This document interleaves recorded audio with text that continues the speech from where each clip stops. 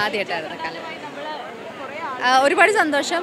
ഒത്തിരി വർഷമായിട്ട് ഇവിടെ ഉണ്ട്, പക്ഷേ ഇതുവരെ ഇടാൻ സാധിച്ചിട്ടില്ല. ഓരോ കാരണം കൊണ്ട്, എന്തെങ്കിലുമൊക്കെ കാരണം കൊണ്ട് മുടങ്ങി പോകാറുണ്ട്. പക്ഷേ ഈ പ്രാവശ്യം എന്താ ദേവി അനുഗ്രഹിച്ച് എല്ലാം കറക്റ്റായിട്ട് വന്നു. എന്താണ്, അമൃത കുറേ വർഷമായിട്ട് ഇടുന്നതാണ്. അപ്പോൾ എനിക്ക് എല്ലാം കറക്റ്റായിട്ട് പറഞ്ഞു തരാനും എല്ലാത്തിനും അമൃത കൂടിയുണ്ട്.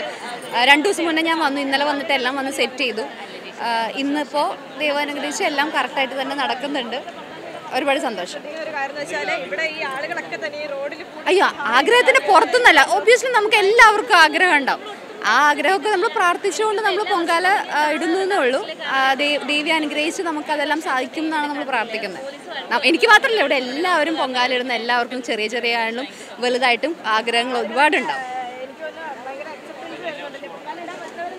സാധിക്കട്ടെ എന്ന് ഞാൻ പ്രാർത്ഥിക്കുന്നു. എല്ലാ വർഷവും ഇതുപോലെ തന്നെ എല്ലാം ഒത്തു വന്ന് ഇടാൻ പറ്റട്ടെ എന്ന്. അയ്യോ, ഒരുപാട് സന്തോഷം. കാരണം നമ്മൾ ആക്ച്വലി ഇപ്പം എൻ്റെ വീട് തൃശ്ശൂരാണ്. അവിടുന്ന് കുറച്ച് ദൂരമുള്ള, കുറച്ചല്ല, ഒരു 100-300 കിലോമീറ്റർ ഉള്ളൂ എന്നിരിക്കാം. പക്ഷേ കാസർഗോഡ് നിന്നും കണ്ണൂരിൽ നിന്നൊക്കെ വരുന്നവരുണ്ട്, ഒരുപാട് പേരുണ്ട്. അപ്പോൾ അവരൊക്കെ കാണുമ്പോൾ സത്യം പറയുകയാണെങ്കിൽ എനിക്ക് സങ്കടമാണ് തോന്നുന്നത്. കാരണം ഞാൻ ഇത്രയും നാൾ ഇവിടെ ഉണ്ടായിട്ട് എനിക്ക് ഇപ്പോഴാണ് ഇടാൻ സാധിച്ചത്. പക്ഷേ ഇവരൊക്കെ എല്ലാ വർഷം വരുന്നത്, അങ്ങന്ന് കാസർഗോഡ് നിന്നൊക്കെ എന്നും വരുന്നത്, എല്ലാ വർഷം വരുന്നത്.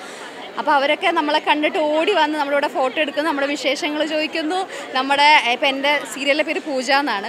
അപ്പോൾ ആ ക്യാരക്ടറിൻ്റെ പേര് ചെറുതായിട്ടൊന്ന് മാറി അനുമോൾ എന്നായി. ഒന്നുമില്ല, അതിൽ കഥയിൽ വന്നൊരു മാറ്റം കൊണ്ടാണ്. അപ്പോൾ അവരെന്നെ സ്നേഹത്തോടെ അനുമോൾ എന്നൊക്കെ വിളിക്കുമ്പോൾ എനിക്ക് ഒരുപാട് സന്തോഷമുണ്ട്.